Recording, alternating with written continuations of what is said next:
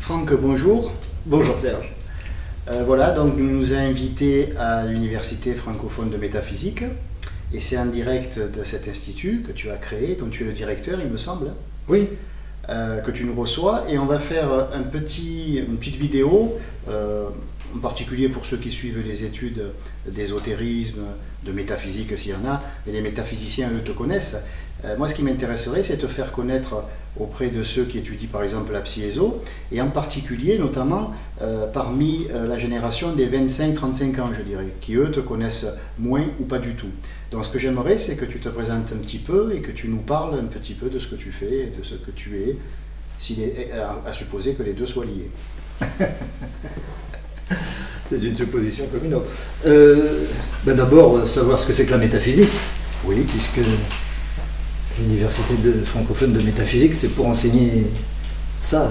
La métaphysique, c'est la science des causes. Par comparaison à la physique, qui est la science des effets. D'accord. Tout ce qui est observable est évidemment un effet. Et la métaphysique se préoccupe des causes. Et on aura vite fait de comprendre et de démontrer que les causes sont toujours invisibles. Tout ce qui est visible, par définition, ce sont des effets. Donc il est normal que la physique ne se préoccupe pas du pourquoi. Le pourquoi n'est pas la question de la physique, c'est la question de la métaphysique. La question de la physique, c'est comment. C'est une description. On observe, on décrit, on reproduit, etc. Donc, pour cela, la physique n'est pas la science qui permet de comprendre la cause, comprendre pourquoi on est là. Qu'est-ce que l'existence ? Pourquoi je pense ? Pourquoi il y a de la matière ? Pourquoi je vis, etc. Par contre, elle peut décrire, ça se passe comme ça, il y a tel phénomène, etc. Et évidemment, petit à petit, la physique s'aperçoit, en étudiant la matière, qu'il n'y a pas de matière. C'est de notoriété publique aujourd'hui de comprendre qu'à force de chercher vraiment, d'intercepter ce que c'est qu'une particule, on s'aperçoit qu'il n'y a pas de particule, il n'y a jamais de particule, il n'y aura jamais de particule, et que l'effet de particule, le simple effet, l'apparence, l'illusion de la particule, provient principalement de l'acte d'observation. C'est parce que j'observe que la particule se manifeste et se manifeste réellement. Sinon, c'est une potentialité éventuellement, et encore faudrait-il savoir pourquoi il y a une potentialité de particules. Mais en tout cas, aujourd'hui, la physique s'aperçoit que l'acte d'observation est premier. Or, l'acte d'observation, c'est simplement un autre mot pour dire la conscience, sans le dire. C'est la conscience, c'est l'être. Et donc la métaphysique, par principe, elle va s'occuper, elle, de ça, de l'être, de la source, de cet acte d'observation. Pourquoi il y a cet acte d'observation ? Comment fonctionne-t-il ? Et pourquoi donne-t-il naissance à une apparence, à une illusion de matière ? Bien sûr. Et donc on a fondé cette université pour enseigner ça à partir des travaux de mon père, Léonard Latem et moi, qui sont les premiers à expliquer donc l'origine de l'énergie, pourquoi il y a de l'énergie. Et ça, mon père, il explique depuis 1955 l'origine de l'atome à partir d'une seule énergie qui est l'énergie magnétique. Et c'est essentiel d'avoir une seule énergie, un seul champ de force pour expliquer les choses.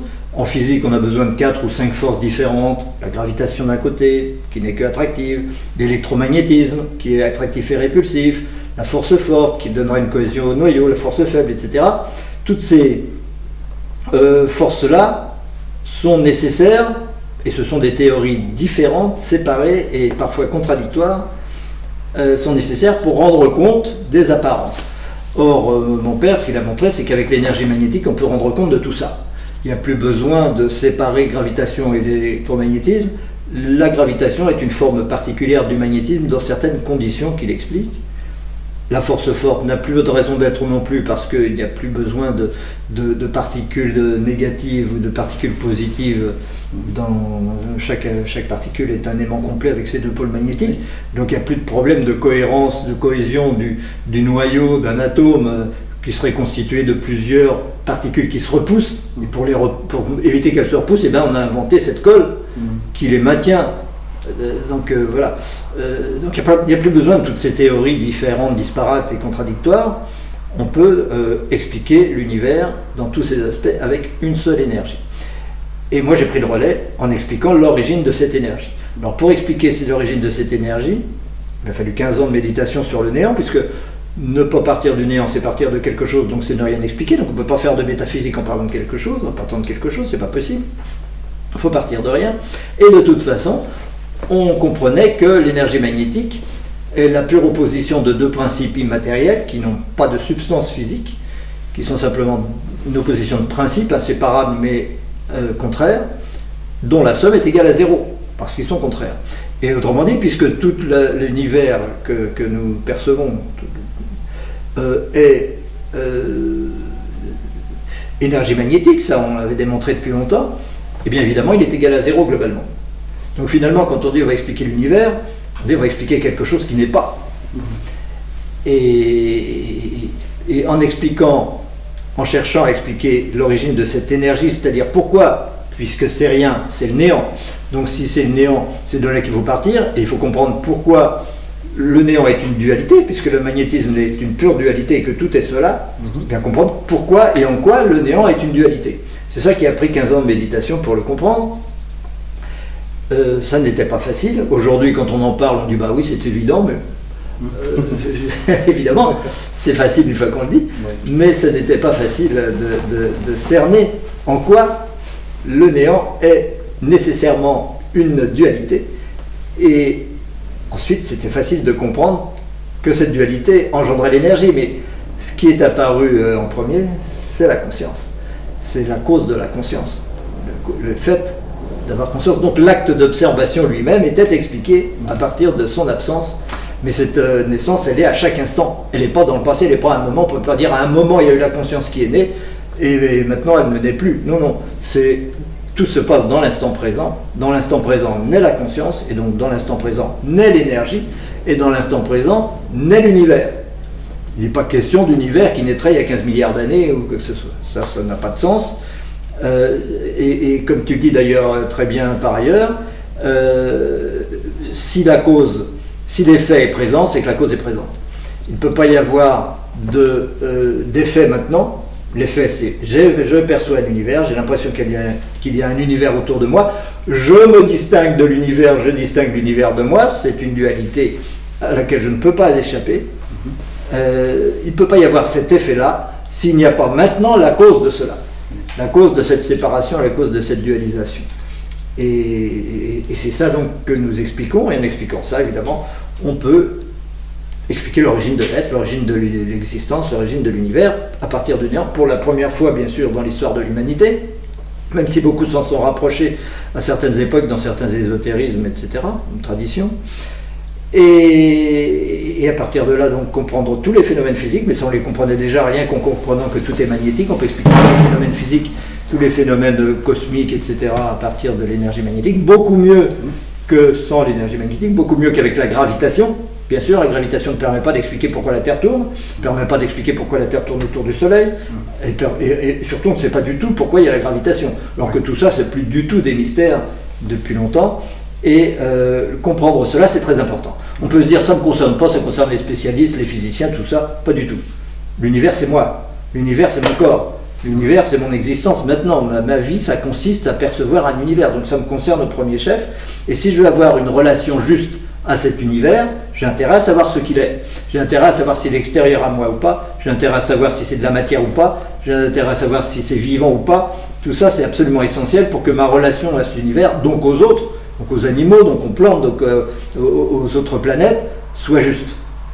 Et évidemment, le but de toute métaphysique, comme le but de toute science et le but de toute philosophie, c'est d'une part le bonheur, c'est-à-dire la paix, être tranquille avec ça, ne plus se poser ce genre de questions qui empoisonnent la vie, qui fait qu'on ne sait jamais sur quel pied danser, qu'on ne sait jamais quelle est l'attitude juste qu'on peut avoir dans le monde, et d'où le résultat d'ailleurs de la planète telle qu'elle est aujourd'hui. C'est la preuve de cette ignorance et de cette incapacité à comprendre ce que c'est que l'univers et ce que c'est que soi.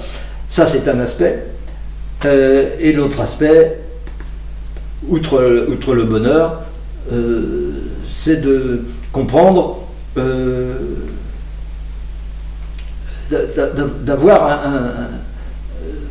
un comportement, enfin c'est complètement lié. Avoir un comportement aussi juste que possible, il n'y a pas de question de perfection, de modèle strict, etc. Mais il y a des règles de l'être et de l'univers, ça s'appelle l'ontologie, qui font qu'on doit pouvoir gérer le fait d'être créateur ou pas, le fait d'être dans l'émotion ou pas, et cela, d'aimer ou pas, et cela provient complètement de la compréhension qu'on a de l'autre et de l'univers. Donc tout ça est absolument lié, et le bonheur en découle évidemment, parce que sinon c'est l'incertitude, c'est le doute, c'est tout un tas de choses comme ça, qui empêchent de savoir vraiment comment se comporter. Donc connais-toi toi-même, c'est bien effectivement la chose importante, et pour se connaître soi-même, il faut faire abstraction de soi, c'est-à-dire partir du néant, comprendre pourquoi il y a l'être à la place du néant. Une fois qu'on a compris, l'être est une dualité, on peut s'en expliquer bien sûr, l'être est une dualité, pourquoi cette dualité naît à chaque instant à la place du néant, pourquoi il y a la conscience à la place du néant. Une fois qu'on a compris ça, on peut comprendre pourquoi cette conscience a une forme atomique, pourquoi tout cela prend forme d'atomes, de planètes, d'étoiles, etc. Et tout cela évolue vers les formes que nous connaissons, et bien au-delà d'ailleurs, les formes que nous ne voyons pas encore, et ainsi de suite. Et d'où l'importance de créer une structure où on puisse enseigner ça, parce que pour l'instant il n'y en a pas, il n'y en avait pas. Alors en t'écoutant, je pense à une chose, il y a un aspect qui est intéressant dans l'UFM, c'est que tu ne sépares plus, contrairement à la science, tu ne sépares plus l'homme de l'univers, mais tu intègres l'univers dans l'homme, ou l'homme dans l'univers. Qu'est-ce que tu pourrais nous dire à ce niveau-là? Parce que c'est vrai que les scientifiques nous parlent de l'univers, ils ne nous parlent pas de nous, et on ne sait pas trop comment se positionner là-dedans. Est-ce que je fais partie de l'univers? Est-ce que l'univers fait partie de moi? Qui est dans quoi? Qui est dans qui? Voilà. Oui. Qu'est-ce que tu pourrais nous dire à ce sujet? Et c'est une grande difficulté épistémologique. L'épistémologie, c'est la philosophie des sciences, c'est les règles qui régissent les sciences. C'est un grave handicap scientifique que de vouloir expliquer l'univers physiquement, alors que l'observateur, le physicien, fait partie de cet univers. Ça empêche évidemment d'avoir une compréhension juste des choses. C'est pas la seule différence épistémologique, mais c'en est une importante. L'univers n'est pas un objet physique de toute façon. L'homme, j'ai l'impression d'entendre, quand tu dis l'homme, j'ai l'impression d'entendre la conscience plutôt que l'homme. Parce que l'homme est une partie de l'univers, bien sûr. Franck est une partie de l'univers, Serge est une partie de l'univers, les tournesols sont une partie de l'univers. Mais quand on dit que l'univers est dans l'homme, ça veut dire quoi? Ça peut vouloir dire deux choses. Ça peut vouloir dire l'univers est résumé dans l'homme, l'homme est un concentré de l'univers, ça on peut toujours le dire, et c'est vrai, bon, peu importe. Et c'est pas ça qui est important. L'important, c'est de considérer que l'univers est intérieur à la conscience, non pas à l'homme. La conscience n'est pas l'homme. Ce sont deux choses qu'il faut absolument distinguer. L'homme, c'est une personne, c'est une personnalité, c'est une espèce animale comme une autre, et cette espèce, elle ne contient pas l'univers. Par contre, la conscience contient l'univers au même titre qu'elle contient l'homme. Et donc, évidemment, lorsque ça peut paraître être une hypothèse ou une affirmation gratuite comme ça, mais pas du tout. Tout ce que je dis là, on n'a pas le temps, bien sûr, de le démontrer, de l'expliquer. On est là juste pour évoquer les choses et pour que chacun puisse se dire oui, ça me parle ou ça ne me parle pas. Mais le fait que la conscience contienne la matière n'est pas une hypothèse. Ce n'est plus du tout une hypothèse. Ça a pu l'être à une certaine époque. Aujourd'hui, ce n'est pas une hypothèse, c'est une certitude. Et la métaphysique se base sur des certitudes pour aboutir à des certitudes. Et si on ne se base pas sur des certitudes, on n'aboutit jamais à des certitudes. Si on fait des hypothèses, c'est fini. Terminé, on n'aura plus jamais de certitude. En métaphysique, on ne peut rien vérifier. On ne peut rien vérifier physiquement. Donc faire une hypothèse, ça ne mène à rien. On peut faire l'hypothèse de Dieu, on peut faire l'hypothèse de l'esprit, de ce que vous voulez. On n'est pas avancé, puisque de toute façon, ça ne permettra de rien expliquer. Pour expliquer, il faut partir d'aucune hypothèse. Et aucune hypothèse, c'est néant. Rien. Et une fois qu'on est parti de cette hypothèse, on va aboutir, c'est assez direct, assez rapide, mais c'est assez difficile aussi, on est dans l'abstraction pure, et dans la rationalité pure, dans la logique pure, et on démontre aussi, on explique aussi pourquoi l'univers est logique, et pourquoi tout cela est logique, et qu'est-ce que la logique, et d'où vient la logique, etc. C'est essentiel. On ne peut pas comme ça se dire, je vais prendre la logique, mais je ne sais pas d'où elle vient. Non, si on veut faire confiance à la logique, il faut savoir d'où elle vient, il faut savoir si elle est juste, il faut savoir tout un tas de choses. Donc tout cela est extrêmement rationnel, et une fois qu'on a cette approche rationnelle des choses, on peut être certain du fait que l'univers est dans la conscience et non l'inverse. Et si on a un doute là-dessus, il suffit de se poser la simple question, est-ce que je peux avoir conscience de quelque chose qui ne soit pas dans ma conscience? Ben oui. Est-ce que je peux avoir conscience de quelque chose qui ne soit pas dans ma conscience? La réponse est immédiate. On peut pas. Tu répondrais quoi? Non, on peut pas. Ah non. Il faut bien que ça fasse partie de Si ma c'est dans conscience. si j'ai conscience d'une chose, elle est dans ma conscience. Il est hors de question de faire l'hypothèse indémontrable et inutile et néfaste qu'il y aurait en plus de ma conscience dont l'univers est la forme, en plus de cela, un véritable univers extérieur à la conscience dont j'aurais conscience. Oui. C'est-à-dire il y aurait un objet, on dirait cet objet est extérieur à ma conscience et malgré tout j'en ai conscience, c'est absurde. Ça, il faudrait pouvoir dire où s'arrête ma conscience et où commence l'objet. Il n'y a pas de Où différence. s'arrête ma conscience et où commence l'objet.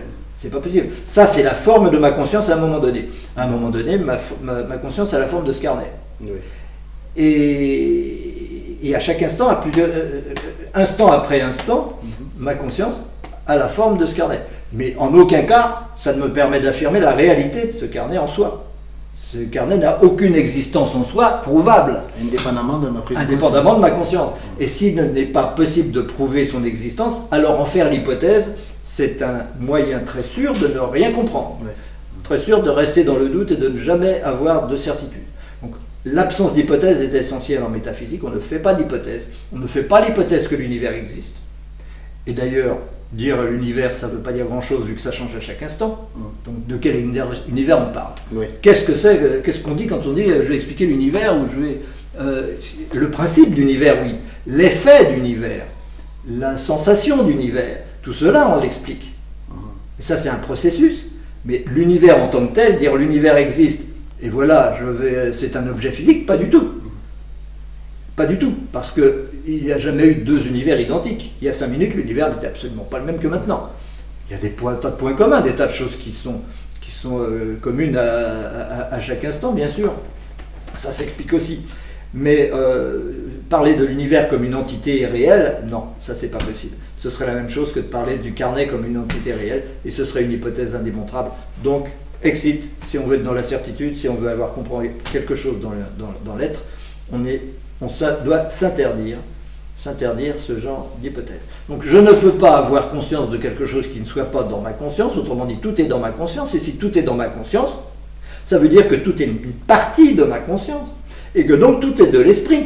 Oui. Il n'est pas question en plus d'inventer la matière. Qu'est-ce que c'est que ce concept de matière? D'où peut-on sortir cette idée absurde qu'il existerait de la matière?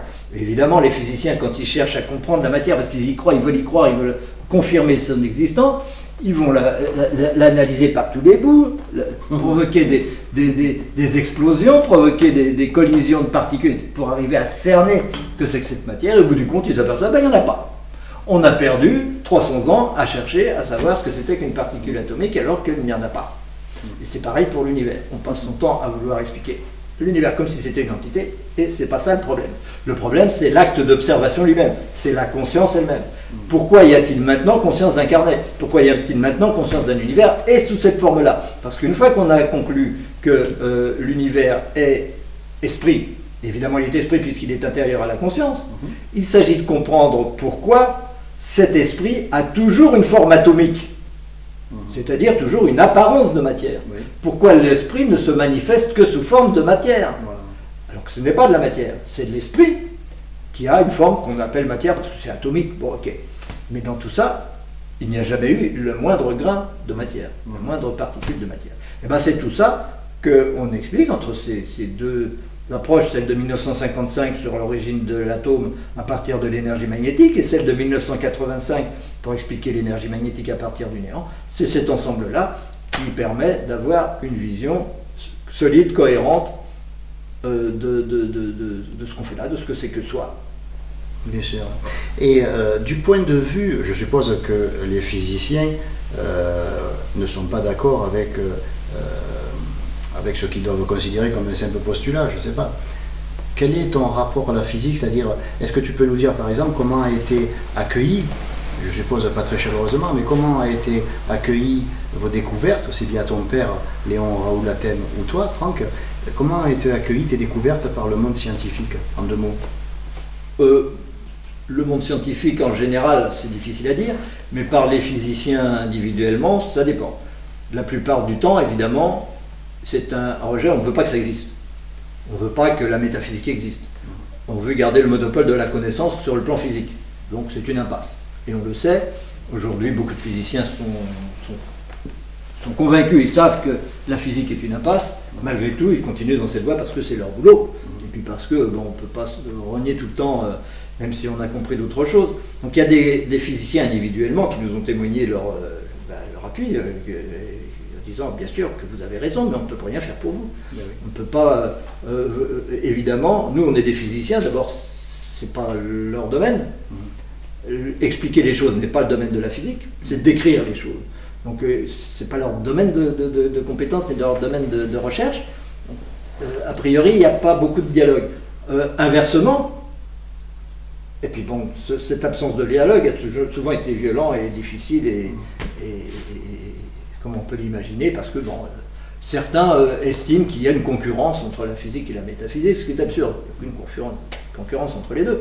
Nous on explique les causes, les autres décrivent les effets, en tirent des découvertes et des réalisations technologiques extraordinaires, ben, tant mieux, c'est pas grave. Nous, notre préoccupation n'est pas technologique, c'est pas d'avoir le pouvoir, c'est pas de faire des armements, etc. Donc il n'y a pas de concurrence réelle, c'est juste au niveau de la compréhension. On explique d'où vient l'atome, et voilà. Après, on fait ce qu'on veut, mais c'est évident, de toute façon, si on utilisait les principes de la métaphysique et si on intégrait en physique ces lois, magnétiques, on finirait par aboutir à des réalisations technologiques bien plus importantes, bien plus énormes que celles auxquelles on aboutit aujourd'hui. Parce qu'avec la physique quantique, on aboutit à quelques réalisations sur les supraconducteurs, sur les hyperfluides, sur des choses comme ça. Mais c'est très très peu de choses, à côté des immenses réalisations au niveau de la création de l'énergie, au niveau de la communication magnétique, au niveau d'un tas de choses que l'on pourrait faire si on avait une autre approche. Mais bon, ça c'est un détail. En tout cas, le dialogue, il a quasiment jamais existé. J'espère qu'il existera un jour. J'ai toujours souhaité ce dialogue. Mon père aussi, il a passé des années de sa vie à essayer de dire, discutons, on a des choses à s'apporter, c'est formidable. Ben non, ça ne se fait pas. Mais il est vrai que la métaphysique contient la physique. Oui. Puisque la physique est une conséquence de la métaphysique. Donc pour nous, il n'y a pas de souci avec ça. Une fois qu'on a compris l'origine de l'énergie, l'origine de l'atome et tout ça, toute la physique peut prendre sa place. Oui. Une autre physique, évidemment, une physique où il n'y a pas 36 théories, et une théorie pour chaque domaine, une théorie pour expliquer le temps, une théorie pour expliquer la gravitation, une théorie pour expliquer l'atome, une théorie pour expliquer la masse, même une théorie pour les particules, une théorie pour la masse, c'est deux choses différentes. Bon, plein de choses comme ça qui sont impossibles à concilier. Et une pour le Big Bang, pour expliquer l'univers dans son ensemble, qui n'est pas du tout conciliable avec les théories de l'atome. On ne voit pas comment le lien qui est fait entre les deux, il n'y en a pas. Alors que l'univers, c'est des atomes. Bon, si on explique l'origine de l'univers, on devrait expliquer aussi l'origine des atomes. Non, c'est le contraire, c'est contradictoire. Les deux théories s'opposent. Donc, évidemment, l'intérêt de la physique, c'est un jour de se dire, ok, on accepte une théorie unitaire qui permet d'expliquer tous les phénomènes, aussi au niveau cosmique, au niveau de la matière, au niveau de la vie organique, au niveau des fluides, au niveau de tout ça. Ce qui est le cas avec le magnétisme. Et ce qui n'est pas le cas, évidemment, dans les conditions actuelles. C'est difficile de faire des révolutions scientifiques à ce niveau-là. C'est beaucoup difficile à accepter. Mais du point de vue de la métaphysique, évidemment, comme tous ces phénomènes s'expliquent facilement, eh bien, la physique est incluse dedans. Puisqu'elle est incluse dedans, comme sont incluses d'ailleurs les autres sciences successives qui découlent de l'origine de l'être, c'est-à-dire tous les domaines de l'existence découlent de ça, eh bien, évidemment, ceux qui se sentent contenus là-dedans se sentent menacés dans leur pouvoir, tout simplement, le pouvoir de l'ego en réalité. Bien, on va faire une petite pause et on se retrouve dans 5 minutes lors d'une seconde vidéo, d'un second volet de cette trilogie qui en comptera 3.